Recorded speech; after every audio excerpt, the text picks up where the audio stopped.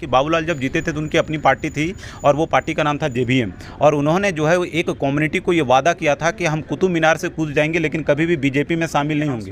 दिया है कि जेबी केसेस में पब्लिक चुनाव लड़ती है, जनता चुनाव लड़ती है। चुनौती के लिए वहाँ बाबूलाल जी हैं, कैसे उनको उन चुनौती को पार कर पाएंगे।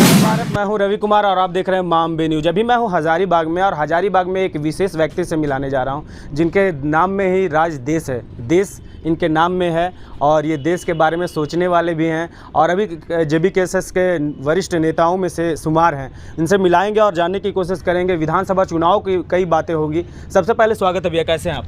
बहुत बहुत धन्यवाद आपका और आपके चैनल देखने वाले सभी लोगों को मेरा झारखंडी जोहार है और मैं ठीक हूँ। चीज़ हम जानना चाहेंगे, कई पार्टियां हैं जिसमें आप विलीन हो सकते थे, भाजपा है, कांग्रेस है, बड़ी बड़ी पार्टियां, उसमें आप चाहे तो खुद जा सकते थे, उनकी सेवा कर सकते थे, उसमें लड़ सकते थे, लेकिन जेबी कैसे से क्यों चुने आप? जेबी कैसे से क्यों, जो नया उभरता हुआ एक पार्टी लग रहा है, उसे उभारने में आप लोगों की बहुत सारी मेहनत, उसे लाने में बहुत सारी मेहनत है, तो जेबी कैसे से क्यों, इसके बारे में पहले? नहीं, बढ़िया, बहुत अच्छा प्रश्न है आपका। हम आपको बताना चाहते हैं कि हम पिछले कई साल से मतलब 2014-15 से ही जो है वो सामाजिक कार्यों में जुड़े रहे। मेरा एक संगठन भी है जो कि आप हेल्पिंग ह्यूमन फीडिंग ह्यूमन करके है, जो ऐसे बच्चों के लिए जो है वो भोजन और कपड़े उपलब्ध करवाती है जिनको सामाजिक सरोकार के तहत से उसको उपलब्ध नहीं करवाया गया। साथ में हम मानवाधिकार का कार्यकर्ता भी रहे और लगातार हम लोगों ने कार्य किया।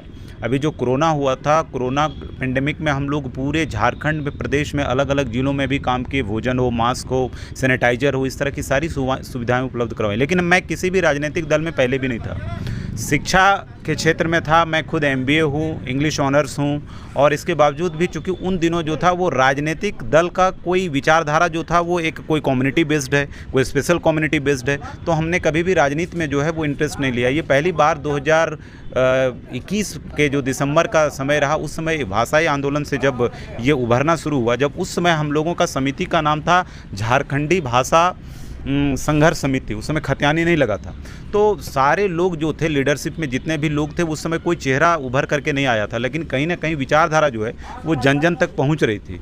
और उसके बाद जो है वो जयराम जी का उदय हुआ, फिर हम लोगों का एक संगठन बना जेबी केसेस झारखंडी भाषा खतियान संघर्ष समिति। और उन दिनों जब हम हजारीबाग में थे तो जयराम जी का पहली बार आगमन हुआ, लेकिन उस समय जयराम जी के हम नज़दीक भी नहीं थे। हाँ, उनकी विचारधारा और उनका जो भाषण था उन चीज़ों को हम सुन रहे थे और हम पसंद भी कर रहे थे। धीरे धीरे जो है वो संगठन के नज़दीक आए और विचारधारा से प्रेरित होते गए, और साथ में जो मानव श्रृंखला हुआ था उस श्रृंखला के साथ हम संगठन के साथ जुड़े और रांची तक हम जो है पदयात्रा में भी साथ में रहे। उसके बाद जो है वो संगठन धीरे धीरे राजनीतिक रूप लेने लगा, चूँकि हम लोगों के ऊपर केस भी हुए, हम लोगों ने आंदोलन भी बहुत सारे किए, लेकिन हमने महसूस किया कि सरकार जो है वो बहरी सरकार है और इस सरकार को आंदोलन से बहुत फ़र्क नहीं पड़ रहा था। हमने कहा कि अगर यदि आप झारखंड में हम लोग कुछ व्यवस्था परिवर्तन करना चाहते हैं तो निश्चित रूप से राजनीति जो एक बड़ा सीढ़ी हो सकता है जिसमें झारखंड और झारखंडियों के हित की बात की जा सकती है, और इस प्रकार से जो है वो राजनीतिक तौर पर हम एक्टिव हुए। उसके बाद लगभग 20-25 ऐसे आंदोलन हुए जिसमें हमने भाग लिया। हम आपको बताना चाहते हैं कि रामगढ़ का जो है वो एक आंदोलन था जिसमें हम यहाँ से पैदल यात्रा जो है वो करके रांची भी गए। साथ में JSSC का जो आंदोलन हुआ था उसमें भी बढ़ चढ़ करके हम भाग लिए।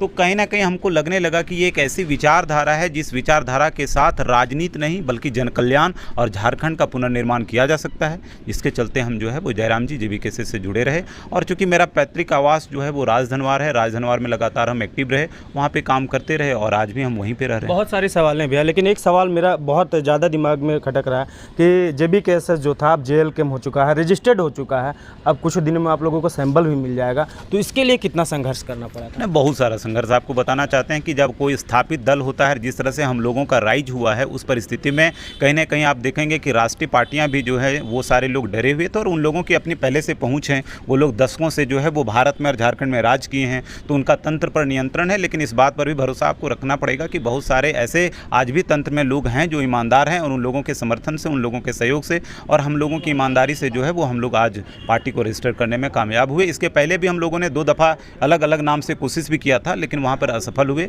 और अंततः तीसरी बार जो है हम लोग सफल हुए और हम लोगों की पार्टी जेल केम बनी। अब आपकी पार्टी रजिस्टर्ड हो चुकी है, अब आप पे और जिम्मेवारियां बढ़ गई है। जिस तरह देखा जाए झारखंड में बहुत सारी खनन की चीज़ें हैं, बहुत सारी ऐसी चीज़ें जो अन्य राज्यों में नहीं है, जहां उत्पाद की बात कर ले, कोयले की बात कर ले, अबरक की बात कर ले, जो झारखंड में इतना अधिक है, लेकिन फिर भी यहाँ के लोग, यहाँ के जितना नवयुवक हैं वो प्लान करने पर मजबूर हो रहे हैं। इसके बारे में क्या सोचते हैं? देखिए, सबसे पहले आपको हम बताना चाहते हैं कि झारखंड में तब तक स्थिति की सुधार सुधार नहीं की जा सकती है जब तक इन बातों को नहीं, 2-3 जो महत्वपूर्ण मुद्दे हैं। सबसे पहले आज तक 24 वर्ष के झारखंड में ये पता ही नहीं कि झारखंडी कौन है। तो सबसे पहले स्थानीयता का जो है वो परिभाषित हो जाना सबसे अनिवार्य है। और उसके साथ ही जो है जब स्थानीयता के आधार पर आप नियोजन लेकर के आएंगे, और हम लोग इस बात को मानते हैं कि 90% जो नौकरियां हैं वो झारखंडियों को मिलनी चाहिए। और सरकार के द्वारा एक योजना लाई गई थी कि 75% जो है वो नौकरी स्थानीय लोगों को दी जानी चाहिए, लेकिन ये सारा जो है वो महज कागजों पर बन करके रह गया है। हम लोग इस बात को मान के चल रहे हैं कि स्थानीयता, यहाँ का नियोजन, और सबसे महत्वपूर्ण चीज़ है प्रवासी मजदूरों को लेकर के। आपको बताना चाहते हैं कि मेरा घर धनवार है, और धनवार के इर्द गिर्द जो है वो हजारों नहीं लगभग लाखों ऐसे लोग हैं जो लोग बाहर रहते हैं। वो चूँकि उसी से संबंधित जो है तीसरी है, गाँव है, कोडरमा भी हम लोग के बगल में आ जाता है, गिरिडीह विधानसभा भी हम लोगों के इर्द गिर्द आ जाता है। तो लाखों लोग जो है वो वहाँ पे बाहर रहते हैं। आप ईद हो गया, आप दीपावली हो गया, आप छठ वगैरह में देखेंगे कि अचानक जो है इन विधानसभा में जो है जनसंख्या बढ़ जाती है। तो कहीं ना कहीं कोई भी व्यक्ति अपने परिवार से दूर रहना नहीं चाहता है, वो खुश नहीं रहता है, लेकिन रोटी चाहिए, व्यवस्था चाहिए, पैसे की ज़रूरत है। तो उस स्थिति में हम लोग इस बात को मान के चल रहे हैं कि हम लोग का पहला एजेंडा स्थानीयता है, दूसरा एजेंडा नियोजन है, और तीसरा प्रवासी मजदूर को लेकर के निश्चित रूप से हम लोग काम करेंगे। ये सारी पॉलिसी बनने के लिए हम लोगों के पास टीम है। जैसा आपको पता है कि हम लोगों का एक पढ़ा लिखा और शिक्षित वर्ग का ही जो है वो ये पार्टी है,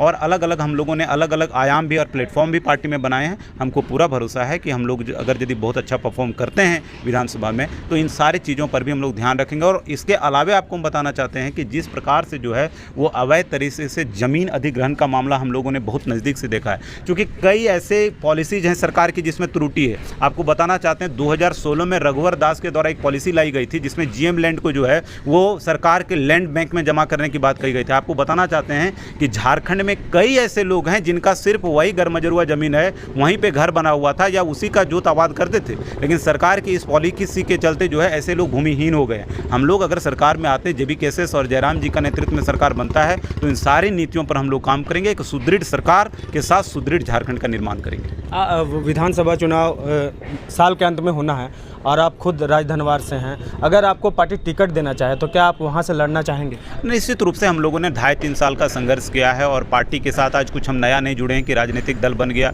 पार्टी की समिति के साथ आज दल तक जो है वो हम लोग पहुँचे हैं। और जिस प्रकार से, चूँकि पार्टी एक अनुशासित पार्टी, हम लोगों के पार्टी में संसदीय कमेटी, हमारे पार्टी में स्क्रीनिंग कमेटी, हमारे पार्टी में कोर कमेटी है, और हम खुद कोर कमेटी का सदस्य हैं, सेंट्रल सदस्य हैं अपनी पार्टी का। इस स्थिति में अनुशासन का होना अनिवार्य है, और अनुशासन को फॉलो हम करते हैं। पार्टी जिस दाम पर भी विचार करते हैं उसके लिए लेकर के किसी तरह का कोई चीज़ नहीं। अगर यदि पार्टी हम पर विश्वास जताएगी तो पूरे दमखम के साथ धनवार विधानसभा में चुनाव लड़ेंगे। और आज भी आप देखेंगे कि हम राज धनवार में एवरीडे अपना समय जो है वो राज धनवार में ही रह रहे हैं, जन जन तक मिल रहे हैं, खेत खलिहान तक अपने बातों को लेकर के जा रहे हैं। और आने वाले राज धनवार में आपको चुनौती के लिए वहाँ बाबूलाल जी हैं, कैसे उनको उन चुनौती को पार कर पाएंगे अगर वहाँ से टिकट मिलता है? देखिए, दो तरह की बात है। जो राष्ट्रीय पार्टियां हैं, चाहे वो बीजेपी रहे, चाहे वो माले वहाँ की जो पार्टी है रही, ये कांग्रेस रही, ये सारे यहाँ पर नेता चुनाव लड़ते हैं। हम लोगों ने अनाउंसमेंट कर दिया है कि जेबी केसेस में पब्लिक चुनाव लड़ती है, जनता चुनाव लड़ती है।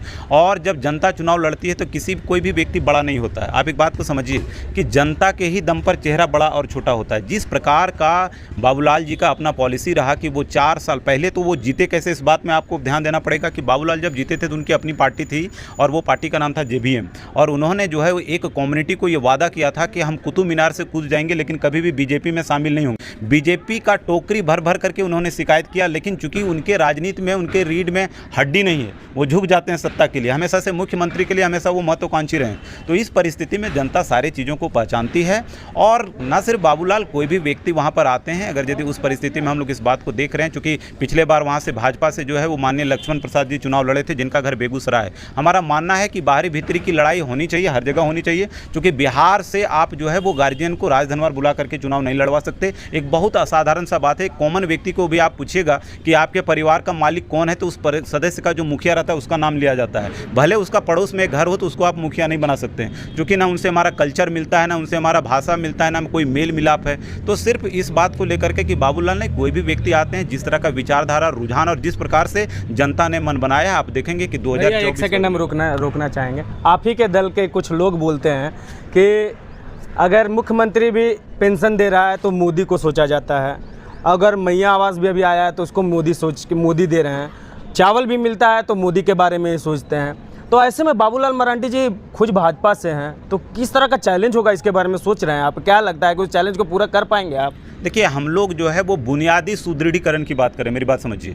हम लोग 1000, 2000 और चावल और लुंगी और गमछी की बात नहीं कर रहे हैं। हम लोग ये बात कर रहे हैं कि झारखंड की जो जनता है, झारखंडी लोग आर्थिक रूप से सुदृढ़ बने और इन योजनाओं की ज़रूरत नहीं पड़े। उसको आप जब नियोजन दीजिए, कोई व्यक्ति अगर यदि एक बढ़िया, माने क्या कहते हैं, उसको बढ़िया पैसा मिल रहा है, वो कहीं पर काम कर रहा है, वो जीवन यापन के लिए अच्छा कमा सकता है, तो उसको ना 1000 की ज़रूरत है, ना वो चावल की ज़रूरत है। वो तो उससे बढ़िया चावल खरीद के खा सकता है, उपजा करके खा सकता है। आप जो चावल दे रहे हैं, इससे बढ़िया है कि आप कृषकों के लिए सुविधा उपलब्ध करवाइए, उनके लिए जो है वो स्वरोजगार का व्यवस्था करवाइए। आप बीज, खाद, इन चीज़ों में जो है सब्सिडाइज तरीके से लोगों तक पहुंचाइए। तो हम लोगों की योजना कमज़ोर रख करके जनता को किसी तरह थोड़ा थोड़ा छिड़काव करके जिंदा रखने का नहीं है। हम लोग कह रहे हैं कि झारखंड और झारखंडियत वाले लोगों को जो है वो आर्थिक रूप से सुदृढ़ और स्वावलंबी बनाना है हम लोगों को। इसलिए कहीं ना कहीं हमको लेके हम चल रहे हैं कि इन चीज़ों का कोई चैलेंज नहीं है। विचारधारा से ही हमेशा चुनाव होती है और हम लोगों की विचारधारा जो है झारखंड झारखंडियत की है। एक ही बात हम लोग बोलना चाहते हैं कि झारखंड झारखंडियों का है। इस बात पर हम लोगों का यही एजेंडा है मुख्य रूप से, और हमको पूरा भरोसा है कि झारखंड की जनता इस बात को समझ पा रही है। जिस तरह से लोकसभा चुनाव में आप लोगों ने इतना अधिक वोट लाकर, निर्दलीय में खड़ा होकर इतना वोट लाया जो विपक्षियों के दिलों की धड़कन बढ़ा दी, तो क्या लगता है विधानसभा का चुनाव में जो रिजल्ट होने वाला है, कहीं आपके पक्ष में होने वाला है कि फिर लोकसभा चुनाव की तरह डगमगाने वाला है? निश्चित रूप से जिस प्रकार से सारे लोग मिल करके और हमारे केंद्रीय अध्यक्ष श्री जयराम कुमार महतो ने 3.5 लाख वोट स्वयं लाया और हम लोग लगभग 8.5 लाख वोट पूरे झारखंड में लाए, इससे न सिर्फ हम लोगों का विश्वास बढ़ा है बल्कि जनता का भी विश्वास बढ़ा है। वो चूँकि हम लोगों का पहला चुनाव था, तो कई ऐसे लोग थे जो इस बात को सोचते थे कि इतना वोट नहीं आएगा। इस बार जनता ये गलती नहीं करेगी। उनको पता है कि ये लोग बहुत मजबूत स्थिति में है और तीसरे विकल्प के रूप में उभरा, एक मजबूत विकल्प के रूप में उभरा है। और आप देखेंगे कि जहाँ जहाँ हम लोग इस बात को मान के चल रहे हैं कि 63-64 सीट में अगर हम लोग चुनाव लड़ते हैं तो एक स्वच्छ और अपने दम पर सरकार बनाने में झारखंड में कामयाब होंगे। धन्यवाद राजेश जी, आपने बहुत बड़ी बात की। इन्होंने साफ कर दिया कि हम लोगों की अगर सरकार बनेगी, हम लोग अगर विधानसभा चुनाव में फतह करते हैं तो कहीं ना कहीं छिड़काव नहीं होगा, किसी को मांगने की जरूरत नहीं पड़ेगी। झारखंडियों को इतना मजबूत बनाया जाएगा कि झारखंडी खुद कमाकर, खुद लड़कर इस झारखंड में अपने घर को, अपने परिवार को पूरी तरह से अच्छे से रख सकेंगे, पाल सकेंगे। तो देखना ये होगा, JBKSS जेल कैंप बन चुका है और जेल कैंप का अब क्या सिंबल मिलेगा, और राजदेश जी अलग विकसित राज्य बनाने की कोशिश कर रहे हैं। अब देखना ये होगा कि राजदेश जी का ये सपना पूरा हो पाता है या विधानसभा चुनाव लोकसभा चुनाव की तरह फिर वो सपना टूटेगा। ये तो आगे विधानसभा चुनाव की तरफ देखना होगा। तो कैसा लगा खबर, ये जरूर बताइएगा। मैं हूं रवि कुमार और आप देख रहे हैं